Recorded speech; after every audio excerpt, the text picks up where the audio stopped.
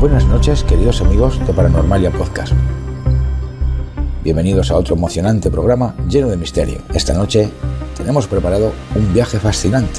Exploraremos el umbral de lo desconocido, adentrándonos en los misterios que rodean a las experiencias cercanas a la muerte.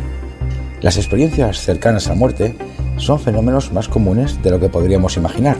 Según varios estudios, se estima que al menos el 5% de la población mundial ha experimentado alguna forma de ECM.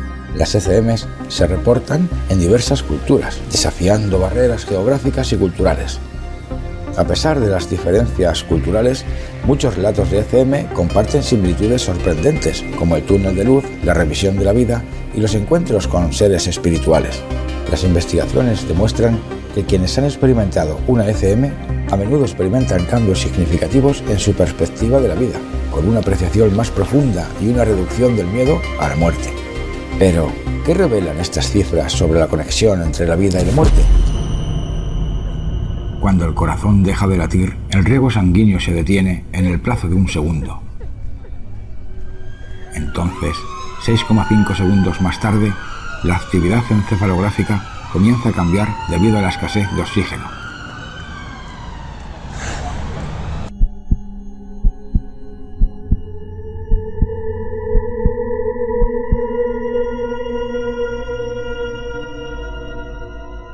Después de 15 segundos, hay una línea recta y plana, y la actividad eléctrica en la corteza cerebral desaparece completamente.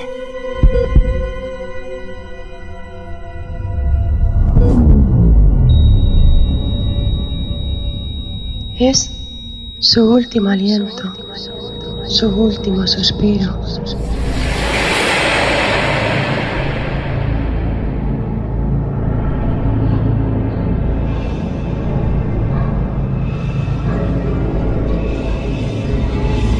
Sin embargo, este hombre comienza a escuchar un zumbido y al mismo tiempo siente que se eleva y se mueve rápidamente por un túnel largo y oscuro. Se da cuenta de que sigue teniendo un cuerpo, aunque de diferente naturaleza, y tiene unos poderes distintos a los del organismo físico que ha dejado atrás. Enseguida empieza a suceder algo. Otros vienen a recibirlo. De repente aparece un ángel, un ser luminoso. Este ser, sin utilizar el lenguaje, le pide que evalúe su vida y le muestre una panorámica instantánea de los acontecimientos más importantes de su vida. En determinado momento, se encuentra aproximándose a una especie de frontera.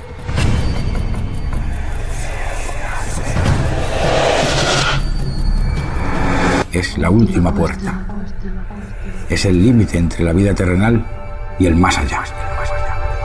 Es la última frontera entre lo terrenal y lo espiritual.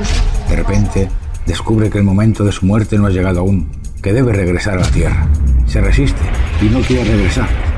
Pese a su actitud, se reúne inevitablemente con su cuerpo físico y regresa de nuevo a la vida, arrojado tal vez desde los límites de su conciencia.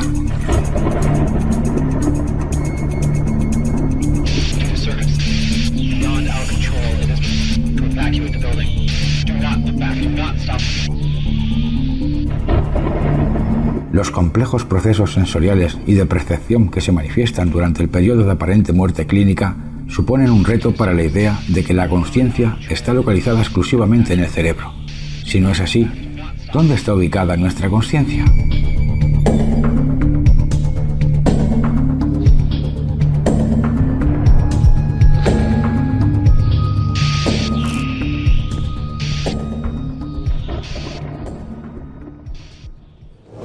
Para hablarnos sobre este fenómeno tan extraño, esta noche nos visitan Paranormalia Podcast Miguel Ángel Pertierra, médico especialista en otorrinolaringología, especialista en hipnosis clínica y en neuropsicología, escritor y colaborador del programa Cuarto Milenio.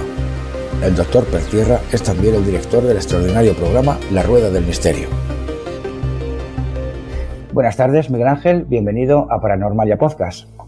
Hola, buenas tardes, David. Encantado de estar aquí en Paranormalia Podcast y, bueno, más para hablar sobre un tema que a mí me apasiona, de verdad. Encantado de estar aquí con tus seguidores. Pues es realmente un honor, querido Miguel Ángel, tenerte un ratito esta tarde en el programa para hablarnos de las ECM. ese fenómeno que puede ser más frecuente de lo que creemos y que nos conecta de alguna manera con los límites de nuestra propia conciencia. Pero antes de empezar, me gustaría sugerir a nuestros amigos de Paranormalia la lectura de un magnífico libro, La última puerta, de nuestro querido invitado, el doctor Miguel Ángel Pertierra, donde podréis encontrar varios casos recogidos e investigados de primera mano por el mismísimo doctor Pertierra. Pero aparte de esto, es que me gustaría recomendaros todos los libros del doctor, porque es que son apasionantes. Y os digo más, si me permitís, cuando un lector conoce al autor, el libro, esta literatura se multiplica por 1000, creedme. Imprescindible literatura.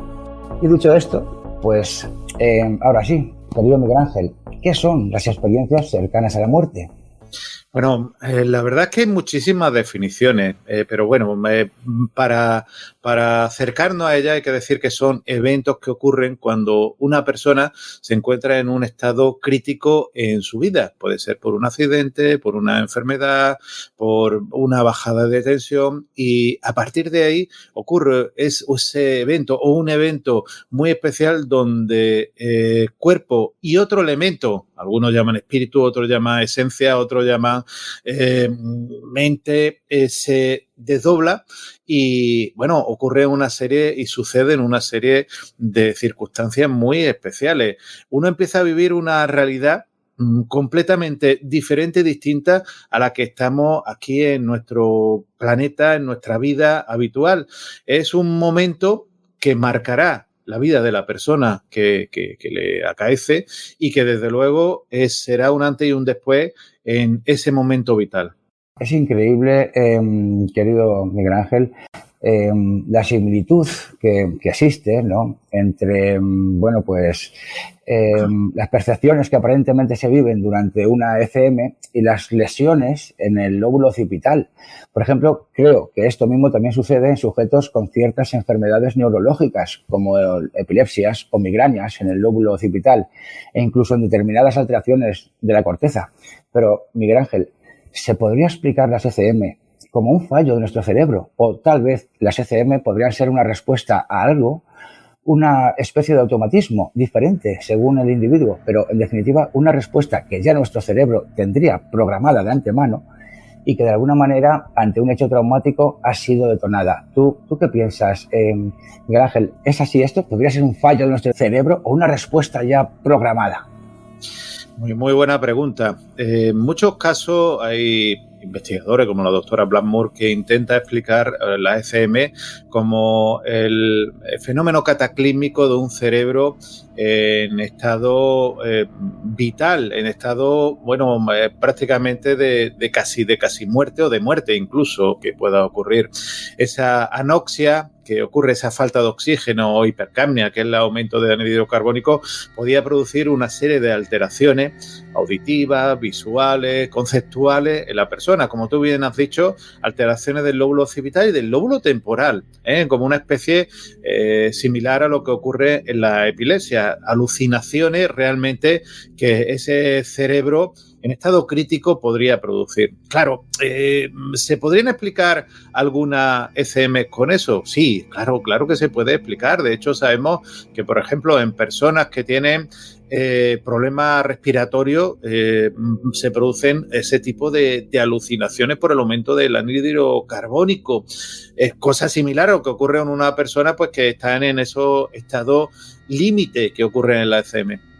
Lo que sucede es que también en la experiencia cercana a la muerte acaecen y se presentan otros elementos que la ciencia no puede explicar, como pueden ser la descripción de situaciones determinadas o incluso, yo me viene ahora mismo a la mente descripciones del entorno como recogió el investigador Kenneth Rings, el doctor Kenneth Rings, sobre ciego de nacimiento. Imagínate, ciego de nacimiento que te describen el entorno donde le han ocurrido una ECM y no es precisamente su casa. Le suceden esas experiencias cercanas a la muerte en lugares que ellos no pueden ver, que no conocen, que no pueden saber que lo que hay. Describen perfectamente. Yo he tenido casos donde pacientes han descrito todo lo que ha habido alrededor, incluso material quirúrgico que hemos utilizado, conversaciones que se han realizado a cientos de metros de donde vivía. ¿Qué ha ocurrido? Algún familiar a muchos lugares o a muchos metros de donde estaban viviendo, incluso pacientes que te preguntan por un compañero que cuando vamos a hacerle una intervención quirúrgica, este paciente sufre una lipotimia porque es la primera vez que entra en una unidad de cuidado intensivo. Claro, cuando te encuentras esos casos, te viene a pensar que las alucinaciones, las creaciones mentales, incluso la recreación que puede un cerebro hacer es complicado, porque es tanto el número de seguridad, el número de datos que te da, que te hace pensar que esa persona realmente estaba viendo lo que te está contando, que te está manejando qué es lo que hace. Incluso en alguna ocasión hemos hecho una post-investigación que es tan interesante como la investigación sobre el terreno en el momento de que tú hablas con el paciente, una post-investigación incluso con oftalmólogo, para ver si en un momento determinado esta persona podía ver qué es lo que estaba ocurriendo en quirófano, a pesar de que, estuviese en parada cardíaca. Pero claro, el campo visual tiene un radio. Yo no puedo estar viendo lo que ocurre a mi espalda si no tengo un espejo, por lo cual hay que pensar que algo diferente, distinto ocurre en esa experiencia cercana a la muerte a lo fisiológico, o mejor dicho, a solo lo fisiológico.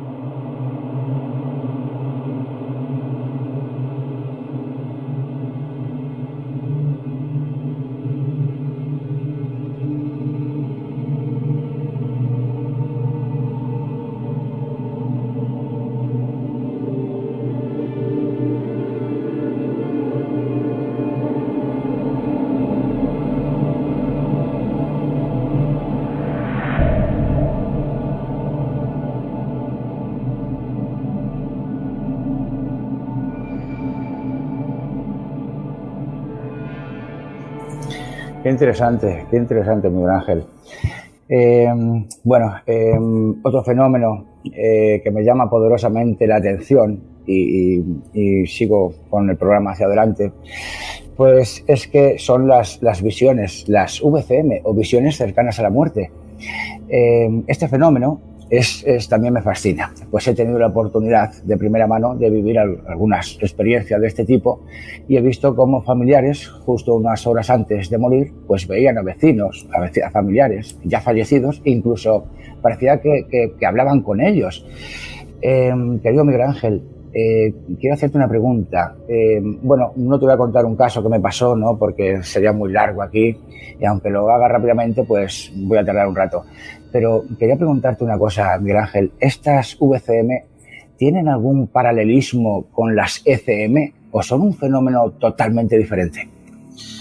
Pues la verdad es que tiene un paralelismo y yo creo que dentro de la ECM, al igual que ocurre, por ejemplo, en el fenómeno de Lázaro, esas personas que fallecen y que realmente se supone que su conciencia se ha anulado, ya no van a vivir más, aunque después, minutos después, vuelven a la vida, esa VCM, que simplemente yo creo que es un desarrollo cognitivo de lo que son las ECM. Ocurren en personas igual que son las ECM compartidas, como por familiares, personas que ven a seres que le vienen a visitar, personas que incluso ven que entra un familiar en una habitación donde va a morir su familiar, que está en la sala exterior a la habitación, y ve cómo entra una persona. Cuando entra a esa habitación no hay nadie y su familiar pues prácticamente fallece en sus manos. Realmente es muy complejo el concepto de la ECM. Describirlo solo a un elemento, a que una persona pues se desprende del cuerpo, a esa fase de que habla Raymond Moody, el túnel, el reconocimiento de seres familiares, a lo que es también la alteración del tiempo, a un ser superior, es mucho más complejo, porque por ejemplo otros autores como es Bruce Grayson hace otra descripción de otra fase de la ECM, por lo cual yo creo que la VCM, igual que por eso digo, elementos como el fenómeno o el efecto Lázaro son un uno, que es el límite de la vida a la muerte y que nos da señales sobre qué es lo que ocurre cuando una persona está a punto de fallecer. Pensemos que si en la ECM o la persona que está teniendo una ECM no actuase un equipo médico, muy probablemente esa persona fallecería, por lo cual está en ese límite, en esa navaja, en ese límite donde uno puede caer hacia un lado o hacia otro. Son un mismo concepto que engloba y que muchas veces simplemente pues tenemos que verbalizarlo de alguna forma, no solamente como VCM, ECM, efecto Lázaro o cualquier otro concepto. Qué interesante, Miguel Ángel, lo que nos cuentas. Entonces, ¿crees que sí que hay un cierto paralelismo, ¿no?, entre esos dos fenómenos? Qué apasionante. Pero, Miguel Ángel, vamos a seguir con el programa hacia adelante. Y me gustaría preguntarte en este punto, para entender un poco estos fenómenos de los que estamos hablando, pues hablar un poquito de nuestra conciencia. ¿Qué sabemos, Miguel Ángel, hasta ahora? ¿Dónde se almacena? ¿Dónde está ubicada? Bueno, es una gran pregunta, porque podríamos decir, y seguro que tú le preguntas a cualquier médico, a cualquier científico, neurólogo, psicólogo, psiquiatra, no sé, a cualquiera persona que tenga algo que ver con el estudio del cerebro, y te va a decir que en el cerebro, nuestra conciencia está en el cerebro, igual que para los griegos estaba en el corazón, ese alma que estaba para ello. Pero realmente, ¿nuestra conciencia está en el cerebro? Es una gran duda que nos planteamos muchísimos científicos. Para muchos, nuestra conciencia está como en una especie, y me vais a entender, como en una nube de ordenador. Nuestra realmente conciencia está en esa nube, y realmente nuestro cerebro lo que hace es captar. Sería como nuestro terminal de ordenador y la nube donde tenemos los datos. ¿Y por qué digo esto? Tenemos, porque claro, son hipótesis de trabajo, tenemos elementos, y no es que lo diga solamente yo, hay muchísimos investigadores, Peter Fenwick o Pittman Lommel, hablamos de esos elementos. Pero, ¿qué datos tenemos? Pues fíjate, en circunstancias como el efecto Lázaro o en muchas experiencias cercanas a la muerte, nuestro encefalograma es plano, completamente plano. Pero en cambio la persona está teniendo una circunstancia, está teniendo una experiencia real, vívida. Está teniendo visual, auditiva, olfatoria, táctil.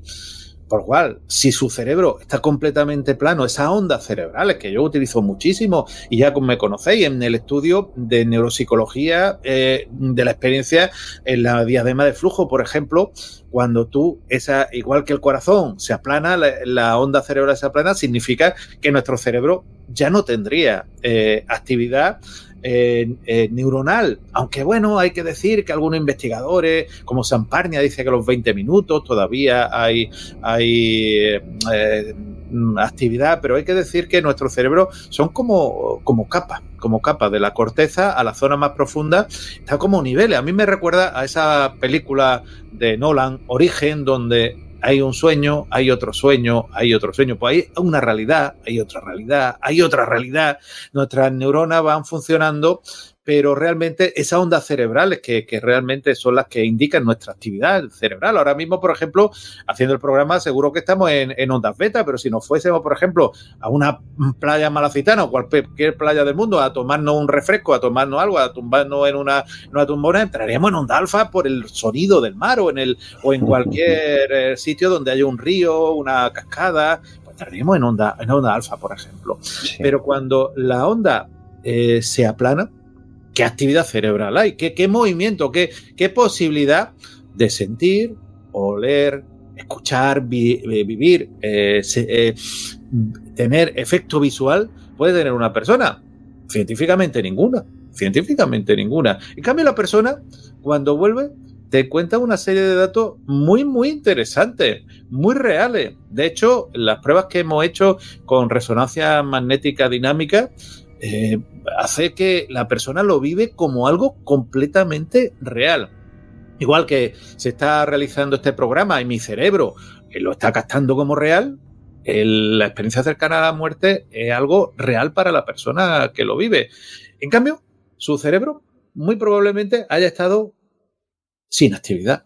Por lo cual hay que decir, si mi cerebro está en inactividad o el cerebro de la persona que tiene una experiencia cercana a la muerte ha estado en actividad, la conciencia perdura, la conciencia se mantiene. ¿Dónde está la conciencia? Yo se lo haría a todos tus seguidores porque realmente es un elemento que te hace mucho que reflexionar y pensar.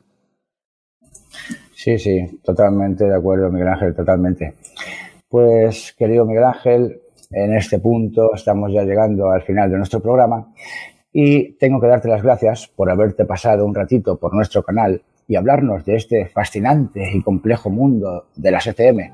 Espero que te hayas sentido cómodo en nuestro espacio y en nombre de todo el equipo te pedimos por favor que vuelvas pronto por aquí para seguir aprendiendo contigo de estos apasionantes misterios que guarda nuestro propio cerebro y de otros tantos temas, de otros tantos misterios, todos igual de apasionantes y de los que me consta que eres un gran sapiente. Reitero de nuevo las gracias, querido Miguel Ángel, y hasta pronto, amigo. Muchísimas gracias, David, a todo el equipo, que sé que compartí el programa, tú eres la parte visible, como ocurre en muchos programas, que el que está detrás de la cámara, del micro, parece que no existe un trabajo o hacéis un trabajo en conjunto.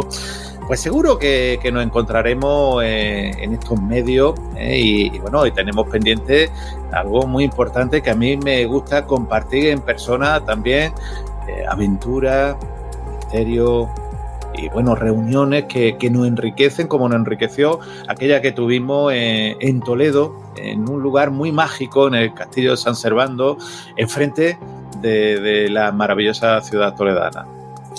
Así es, Miguel Ángel, qué maravilloso encuentro.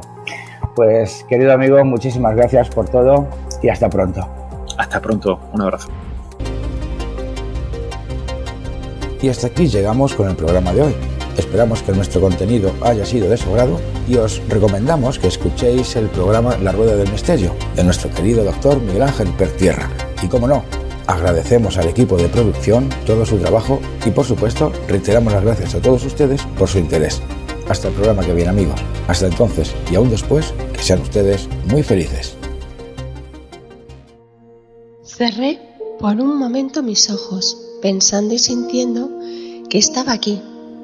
Y como una ola que llega a la orilla y rompe en ese mismo instante, me encontré allí. Me invadió la paz, la calma, un inmenso amor bañado de una luz dulce, y me sentí plena. Vi mi cuerpo abajo, tumbado, reposando sobre la cama, mientras me sentía libre y podía estar en todos los lugares a la vez y observar, vivir.